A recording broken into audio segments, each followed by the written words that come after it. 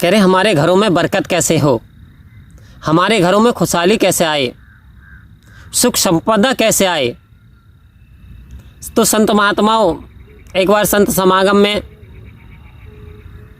सतगुरु प्रवचन करने के उपरांत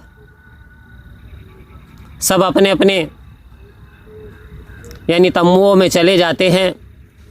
सब हरी चर्चा करते हैं, कोई ना कोई जिक्र करते हैं। तब एक संत महात्मा कहते हैं कि बहुत सारे काम हम करते हैं लेकिन घर में बरकत नहीं है, खुशहाली नहीं है, तंगहाली है, तो घर में कैसे बरकत हो। तो महात्मा जी जो ज्ञानमान जो वचनों पे चलते थे, कहते थे जी ये मेरा भी प्रश्न था। एक बार मैंने भी सतगुरु बाबा हरदेव सिंह जी महाराज से ये प्रश्न करा कि बाबा जी घरों में बरकत कैसे हो, खुशहाली कैसे आ जाएगी, परेशानियां कैसे दूर होने वाली हैं। तो सतगुरु का एक ही जवाब था, सेवा करो, सत्संग करो, सिमरन करो। सेवा करो, सत्संग करो, सिमरन करो। और ज़्यादातर हुजूर एक बात पे जोर देते थे कि सत्संग करो, सत्संग करो। तो आओ संत महात्माओं कि सत्संग यानी सत्य आचरण करना है, परमात्मा को भूलना नहीं है जीवन में, इसकी कंपनी करनी है, इसकी संगति करनी है, सत्य के साथ चलना है और असत्य का साथ छोड़ना है। अब असत्य के साथ कौन पकड़े पड़े हैं, जैसे कि हमारे मन में कभी कभी लालच आ जाता है। और आपने देखे होंगे बहुत सारे व्यक्तियों का झूम लगा हुआ होता है और वहाँ जाकर के एक सज्जन व्यक्ति भी खड़ा हो जाए और वहाँ पे जुआ हो रहा हो तो उसके मन में भी लालच आ जाता है। और जब उसके मन में लालच आ जाता है तो वो अपनी जो पूंजी होती है कहता है जी उसने तो 500 से 2000 रुपये कर लिए, कल को मैं भी ऐसा करूँगा। तो फिर होता क्या है, वो व्यक्ति भी खेलना शुरू कर देता है और धीरे धीरे आदी हो जाता है और वो अपनी संपत्ति हार जाता है। तो कह रहे हैं ये असत्य है। यदि आपने यानी जुआ खेलना शुरू कर दिया तो जितनी और जो संपत्ति थी वो भी आपकी गायब हो जाने वाली है, क्योंकि कहा कि मत खेले प्यारे जुआ, जुए से तो बैल भी हारे। एक किसान जो बैलों को जोतता है और जोतते जोतते बैल भी हार जाते हैं किसान से। तो कह रहे हैं जब बैल हार गए तो तेरी क्या स्थिति होगी। ये असत्य है। असत्य क्या है? असत्य है ये संसार, ये संसार असत्य है। कहा कि जिस धन की खातिर तू मानव उठ उठ दौड़ लगाता है, सतगुरु की यदि सेवा कर ले स्वयं ही दौड़ आता है।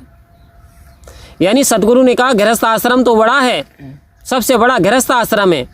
यानी ये नहीं कि आपको सन्यासी बन जाना है। बहुत सारे व्यक्ति शादी हुई नहीं बेटियों की, बेटों की शादी नहीं, छोड़ करके चले गए, किसी का इंस्पायरेशन लेकर के वो गृहस्थ को त्याग दिया। तो त्रेता युग की बात करें तो भगवान श्री राम ने गृहस्थ आश्रम का पालन किया, गृहस्थ आश्रम में रह करके भक्ति की। बहुत सारे संत महात्माओं को गृहस्थ आश्रम में रह करके भक्ति करना डिफ़िकल्ट है, ये कोई आसान नहीं है। तो कह रहे गृहस्थ में रहना है, गृहस्थ में भक्ति करना है, लेकिन इस संसार में, इस कलिकाल कलियुग में प्रभु के नाम का उच्चारण करने से, प्रभु का नाम स्मरण करने से, यानी हम प्रार्थना करने से जीव भवसागर को तर सकता है, यानी बुरी आदतों से बच सकता है। क्योंकि सूरज निकले अंधकार न जाए ऐसा कभी नहीं हो सकता, सत्संग में जाए विवेक न जागे ऐसा कभी नहीं हो सकता, ठोकर लगे गुरु न संभाले ऐसा कभी नहीं हो सकता।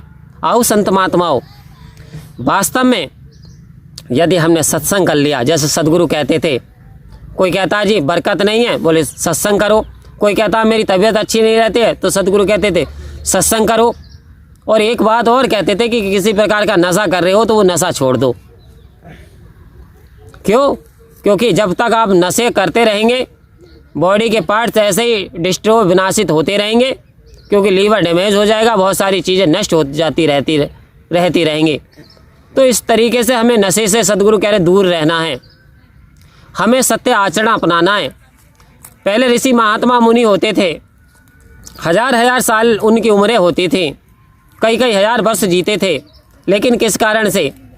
उनका मेडिटेशन, उनका ध्यान परमात्मा में रहता था, वो भक्ति में लीन रहते थे, वो इबादत में लीन रहते थे, वो ईश्वर की रजा में रहते थे।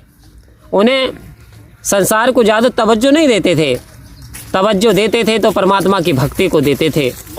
तो आओ संत महात्माओं, यदि आज हमारा ऐसा किरदार बन पाए कि मैं हर हाल में खुश हूँ, वो कहा कि पनीर नहीं है तो दाल में ही खुश हूँ, और कोई दोस्त नहीं है तो अकेला ही खुश हूँ, और जो बीत गया है वो पल में उसकी याद में खुश हूँ, और आने वाले कल की याद में खुश हूँ, मैं हर हाल में खुश हूँ।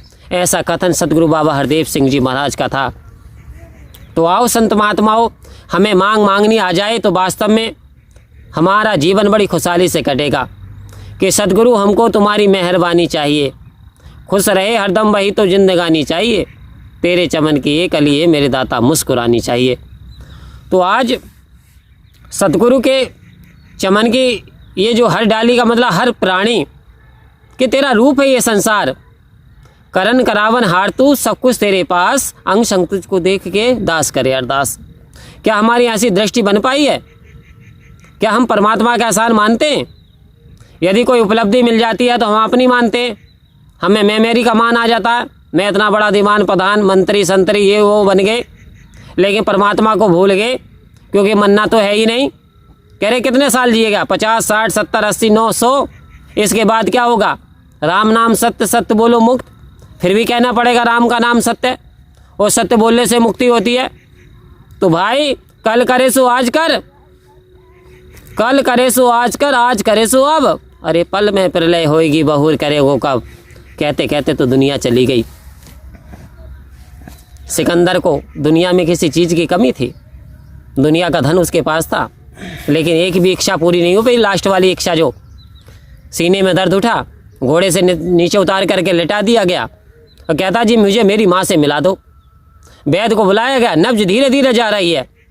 तो वैद्य जी बोले ये तो असंभव है, आपकी नब्ज गिर रही है, ऐसा लगता है कि आप मरणासन की ओर जा रहे हैं। ये सुन करके बड़ा आश्चर्य, मरणासन जी कह रहे हैं जी मेरे हीरे जवाहरात जितने भी हैं ये हीरे जवाहरात वैद्य जी को दे दो, मुझे स्वस्थ कर दें। वैद्य जी बोले मौत का कोई इलाज नहीं, अब तेरा समय ऐसा लगता है निश्चित है सिकंदर। कह रहे जी मैंने पूरा राजपाट जीता, लोगों को मारा काटा, कितनी संपत्ति अर्जित की, लेकिन क्या लाभ। कह रहे जी मुझे माँ से मिला दो, आधा राजपाट दे दूंगा। कह रहे जब जिंदा रहोगे तभी तो राजपाट दोगे। बोले अब कुछ नहीं हो सकता।